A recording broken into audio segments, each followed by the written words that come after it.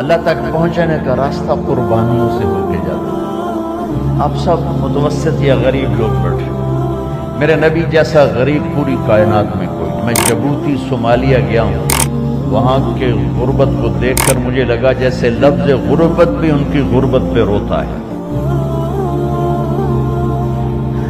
ایسی غربت میں نے پورے پاکستان میں کہیں نہیں دیکھی جو میں نے جبوتی میں دیکھی، صومالیہ میں دیکھی، کیمرون میں دیکھی، چاڈ میں دیکھی، سوڈان میں دیکھی۔ 24 گھنٹے میں ایک دفعہ بھی کھانا نصیب نہیں۔ ہمارا غریب سے غریب آدمی 24 گھنٹے میں چولہا جلا بیٹھتا ہے، لیکن میرے نبی پر جو غربت آئی، کوئی ہے پوری دنیا میں تو اللہ نے مجھے پھرائی ہے جس کے گھر میں 2 مہینے چولہا نہ جلتا ہو۔ میرے نبی وہ فقیر تھے جن کے گھر میں 2 مہینے چولہا نہیں جلتا تھا۔ ایک رات آپ سوئے ہوئے، کبھی یوں کروڑ بدل اور کبھی یوں کروڑ بدل، بار بار حضرت عائشہ کے ساتھ۔ تو تھوڑی دیر کے بعد آپ تھوڑا سا آگے ہوئے اور چارپائی کی جو لکڑی ہوتی جس پر باندھ بنا ہوتا ہے، اس پہ پیڑ کو یوں فکس کر کے اور نیچے لٹک کے تھوڑا آدھا نیچے لٹک، فکان قاب قوسین او ادنی۔ واہ واہ واہ، کیا مقام ہے قاب قوسین، اور کیا حالات سے گزر رہے ہیں کہ یوں آدھا دھڑ نیچے لٹک گیا۔ ام عائشہ اٹھ کے بیٹھ گئی، یا رسول اللہ خیریت کیوں؟ آپ اٹھ کے بیٹھ گئے، کہا عائشہ بھوک بہت لگی، بھوک بہت لگی، اس لیے پریشر دیا تاکہ وہ جو بھوک کی طلب ہے نا میدے میں، اس کو پریس کیا، اس لیے پتھر باندھتے تھے کہ وہ پیچھے چلا جائے۔ آپ مسجد میں تشریف فرما تھے، ایک صحابی نہ کر کے یا رسول اللہ یہ دیکھیں کپڑا ہٹایا، یہ دیکھیں میں نے پیٹ پہ پتھر باندھا۔ جن کے لیے کائنات بنائی، جنہیں اپنا حبیب کہا، جن کے چہرے کی قسمیں اٹھائیں والضحی، جن کی زلفوں کی قسمیں اٹھائیں واللیل اذا سجا، جن کے منہ سے نکلے بول کی قسم اٹھائی وقیلہ، جن کے کتاب کی قسم اٹھائی والقرآن المجید، جن کے شہر کی قسم اٹھائی وہذا البلد الامین۔ اتنی بڑی ہستی، آپ نے کہا ذرا ادھر دیکھو، آپ نے پیٹ سے کپڑا ہٹایا تو آپ نے 2 پتھر باندھے، دیکھو میں نے 2 باندھے۔ کوئی ایسا فقیر ہے دنیا میں دکھاؤ؟ عائشہ بھوک بہت لگی تو اللہ کے تو حضرت عائشہ رونے لگی، کہ یا رسول اللہ پھر آپ اللہ سے مانگتے کیوں؟ عائشہ نہیں مانگوں گا، اسی بھوک میں اللہ سے ملاقات نہیں مانگوں، مجھ سے پہلے میرے جو بھائی آئے انبیاء وہ اسی فقر میں گئے، میں بھی اس فقر میں جاؤں۔ اپنے گھر میں یہ دکھ رکھا، اپنی اولاد کے ذبح ہونے کو قبول کیا تاکہ آئندہ آنے والی امت کا غریب طبقہ گلہ نہ کرے، شکوہ نہ کرے، حرام راستوں پہ نہ جائے، غلط راستوں پہ نہ جائے، اور مالدار فخر نہ کرے میں کوئی بڑا آدمی بن گیا ہوں، میری اتنی بڑی فیکٹری بن گئی ہے، میری اتنی بڑی کمائی ہو گئی ہے۔ یہ نہ یہ بڑائی کی چیز ہے نہ وہ چھوٹائی کی چیز ہے۔ جس سے اللہ راضی ہے وہ بڑا ہے، جس سے اللہ ناراض ہے وہ چھوٹا ہے، چاہے غریب ہے چاہے مالدار ہے۔ حضرت عائشہ فرماتی ہیں بیٹا 2 مہینے گزر جاتے تھے ہمارے گھر میں چولہا نہیں جلتا، چولہا نہیں جلتا تھا، 2 ماہ گزر جاتے تھے۔ ایک دفعہ باغ میں تشریف لے گئے، عبداللہ بن عمر آپ کے ساتھ ہیں، صبح کا وقت ہے، تب کھجوریں گری پڑی جو ملک نہیں ہوتی، کسی کوے نے ٹھونک ماری، کسی طوطے نے اس کو ایسے ہی وہ اس کو ٹک دیا اپنی اور اس کے ساتھ چونچ کے ساتھ، تو وہ گر پڑی۔ اب اٹھا کے صاف کر کے کھا رہے تھے اور عبداللہ سے کہہ رہے تھے عبداللہ تو نہیں کھاتا؟ انہوں نے کہا جی مجھے بھوک نہیں ہے۔ آپ نے کہا عبداللہ مجھے بھوک ہے، آج 4تھا دن ہے میں نے کچھ نہیں کھایا، تمہیں کوئی ہے جس کے ہاں 4 دن فاقہ چل دو؟ آج 4تھا دن ہے میں نے کچھ نہیں کھایا۔ ہمارے دسترخوان پہ کتنا کھانا اٹھا کے کوڑے کے ڈھیر میں جایا جاتا ہے۔ آج 4 دن گزر چکے ہیں میں نے کچھ نہیں کھایا.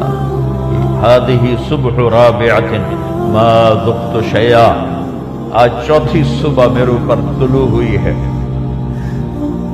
ایک لقمہ نہیں کھایا. آپ مسجد میں بیٹھے تھے, کعب بن عجرہ آئے تو آپ کو دیکھ کر ایسا کہنے لگے, یا رسول اللہ مالی اراک متغیر اللون. یا رسول اللہ آپ کا چاند سا چہرہ چمکتا آج مرجھایا ہوا کیوں نظر آ رہا ہے؟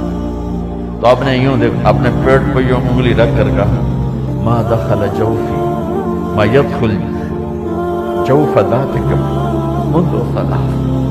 کہا آج 3 دن گزر چکے ہیں, پیٹ میں ایک روٹی کا ذرہ داخل نہیں ہوا. ذرہ, لقمہ نہیں, ذرہ, روٹی کا ایک ذرہ پیٹ میں داخل نہیں ہوا.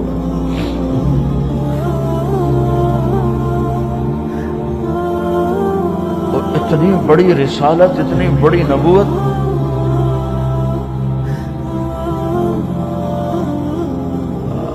اپنی امت کے غریبوں کی تسلی کے لیے اور اپنی امت کے مالداروں کو سبق دینے کے لیے کہ اللہ رزق دے تو اپنی حیثیت نہ بھولو, اور اللہ نہ دے تو اپنے حبیب کی قربانی نہ بھولو.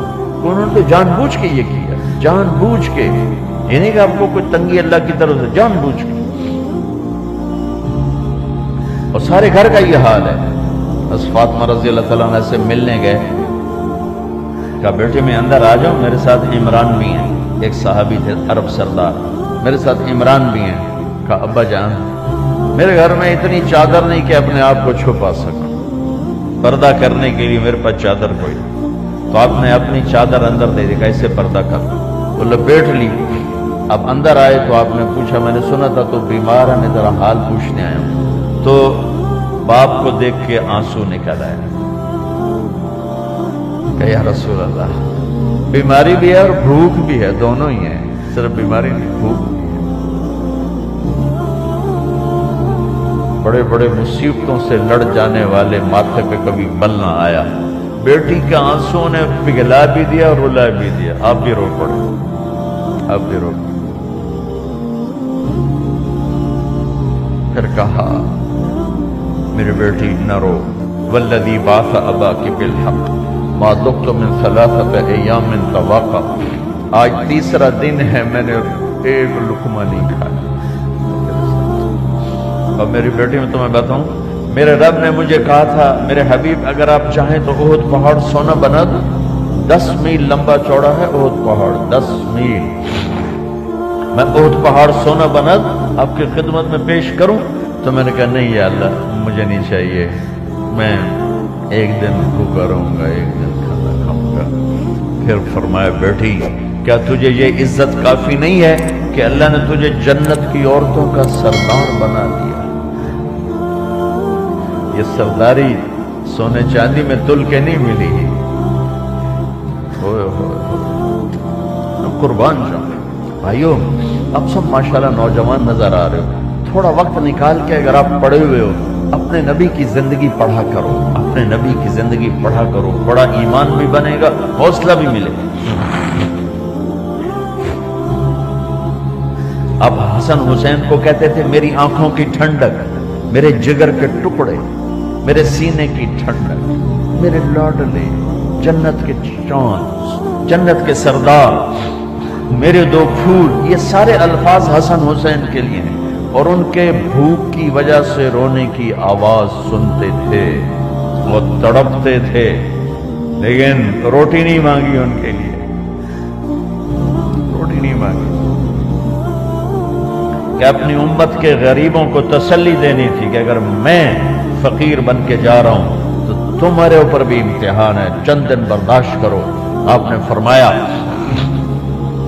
سب سے پہلے میں جنت میں داخل ہوں گا. سارے نبیوں پر جنت حرام ہے جب تک میں نہ چلا جاؤں, اور ساری امتوں پر جنت حرام ہے جب تک میری امت نہ چلی جائے. سب سے پہلے میں جنت میں داخل ہوں گا.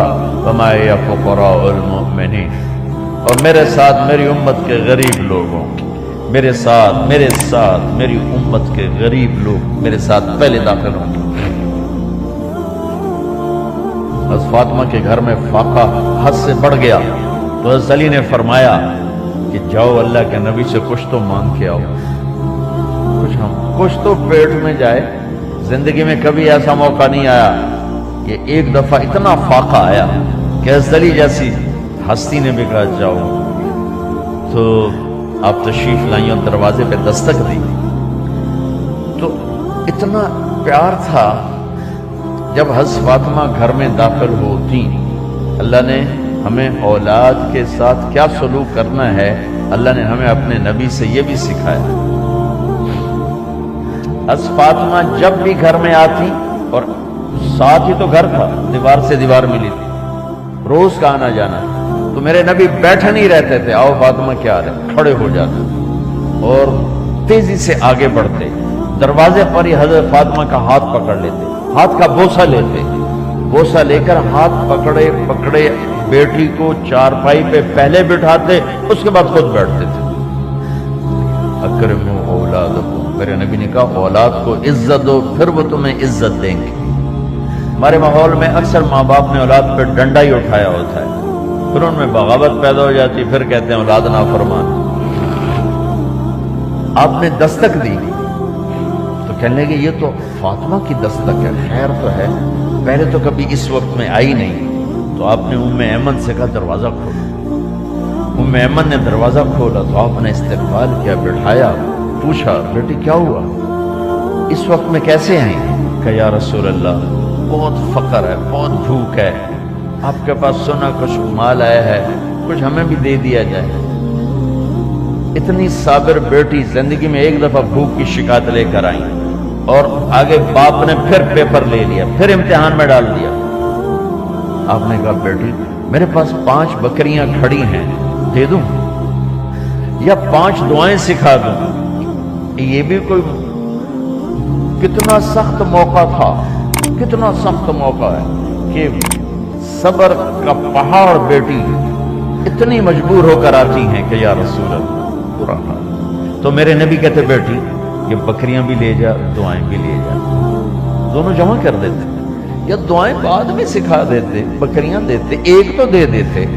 پر امت کے غریبوں کو تسلی دینی تھی، چونکہ امت میں اکثر طبقہ غریب ہوگا. تو آپ نے کہا بیٹی 5 بکریاں دو یا 5 دعائیں دو.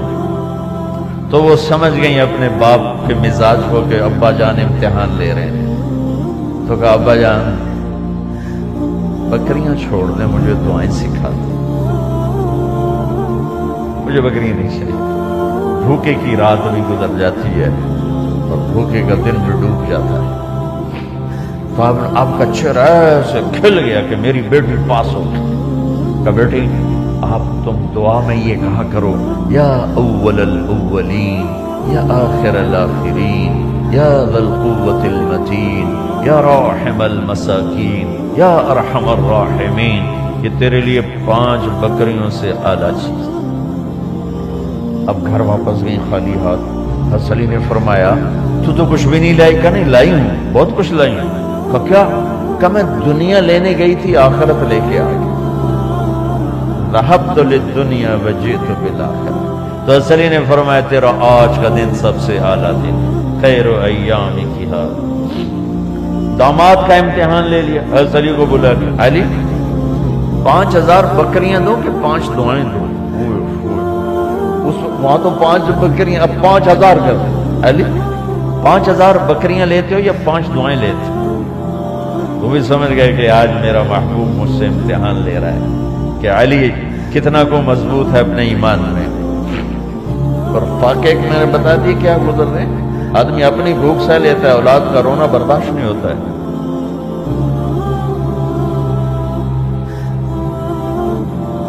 علی 5 دعائیں دوں کہ 5000 بکریاں؟ حضرت علی نے عرض کی یا رسول اللہ دعائیں سکھا دیں، بکریاں نہیں چاہیے. میرا نبی کا چہرہ کھل گیا کہ میرا داماد بھی پاس ہو گیا.